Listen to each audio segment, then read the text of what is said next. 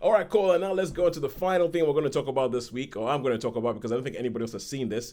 Wallace and Gromit, Vengeance Most Foul. So, sorry, Sean, looks like Yeah, you're about yeah. to say No, I was something. going to say I didn't see it, but it's funny enough. I went for a cuppa with Happy John and Joe for tonight like that, and they Oh, were yeah, talking yeah. about it and saying there's just so many movie references in it that There that's what are. they told me, and I was like, oh, maybe I should see it. Oh no no! So I mean, so Wallace and Gromit, Vengeance Most Foul. For those of okay, there must be some people who do not know who Wallace and Gromit are. Wallace and Gromit are created by Nick Park, who has a stop motion studio called Aardman out of Bristol in the UK.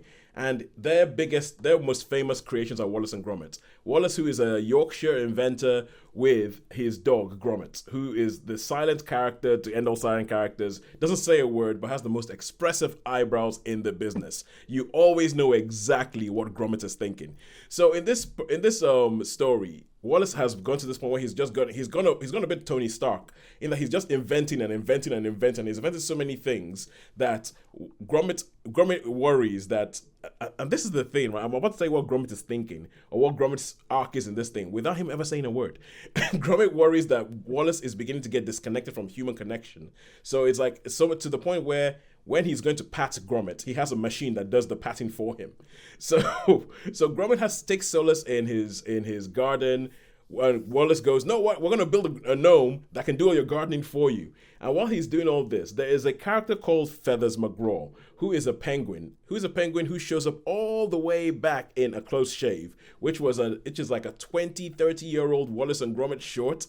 And Feathers McGraw comes back, and this is one of the first film references you have in this. The first time you see Feathers McGraw in this, he's doing pull-ups in jail with and there's he's doing pull-ups in jail, very Cape Fear, very Max Cady. There's lightning outside the window, everything like that. But because he's a penguin, his jail is the zoo. So what happens? There comes to this whole thing where Feathers McGraw figures out a way to get out of jail and at the same time frame Wallace, because Wallace and Gromit are the ones who got him into jail in the first place. So to frame Wallace, and so it becomes this whole story about revenge and how he's gonna get out. He's gonna put Wallace in, and how Wallace is in trouble with the police, and what's gonna happen, and how the. And I just think it's one of the best things about Wallace and Gromit is the inventiveness, the invention on the show. They have this one. They have a chase. They have a high speed chase, or a high speed chase in inverted commas. It's done with canal boats. They have a canal boat chase going on there. And as usual with all this Aardman stuff, there's all these things in the background you've got to watch for. Like there's a bit where they get to the Yorkshire Lancashire border, and there's a sign that says, "Welcome to Yorkshire. Keep out." And on the opposite side, it's a blink and you miss it. Most people will not even notice this. On the opposite side of this sign, it says, "Welcome to Lancashire." No, you keep out.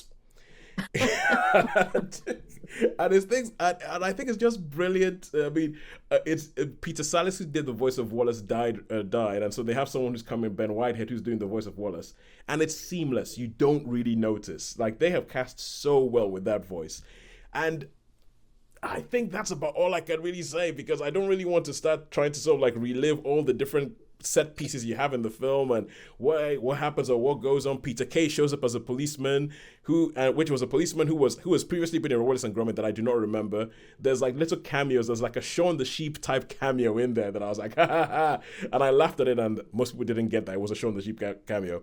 But I think it was really really good. I think that it keeps up Wallace and Gromit's high hit rate. I'll give it a 4 out of 5, and I would say yeah, it's only about 75 minutes, so have at it, enjoy it. Wallace and Gromit, it was one of the best things I saw over Christmas.